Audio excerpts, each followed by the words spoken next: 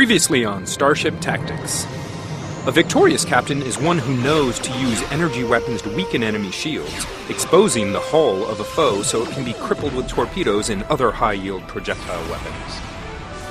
Resourceful captains will also be able to recognize and utilize the different classes of starships. Cruisers as tanks, science vessels for support, and escorts for lightning strikes.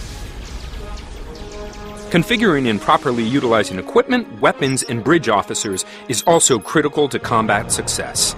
A captain is only ever as good as his ship and crew.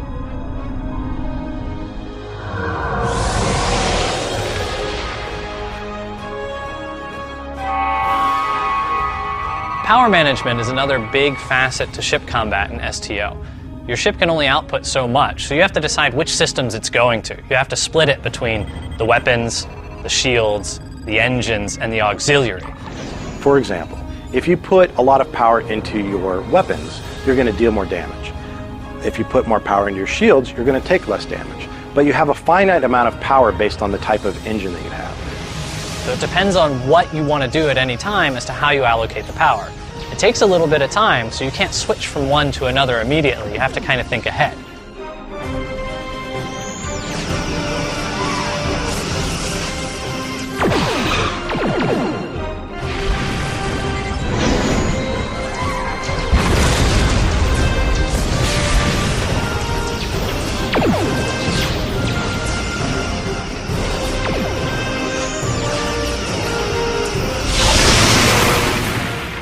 Sooner or later, your ship will take damage and you'll need to repair it. So how do you do this in STO? You know, as a game, Star Trek Online, we try and make sure that the player's having fun. And it's really no fun to have to get onto your bridge, walk down to engineering, hammer on a bunch of consoles to try and get things to work. So in the game, a lot of that stuff takes place behind the scenes. We really try and keep you in the action and make sure that the things that are most important to you are things like redirecting shield power, making sure your hull damage is not critical. So fans have been wondering if there are boarding parties in ship-to-ship combat. Well, yes, there are. And the way boarding parties work is you target an enemy ship and you launch shuttles at them.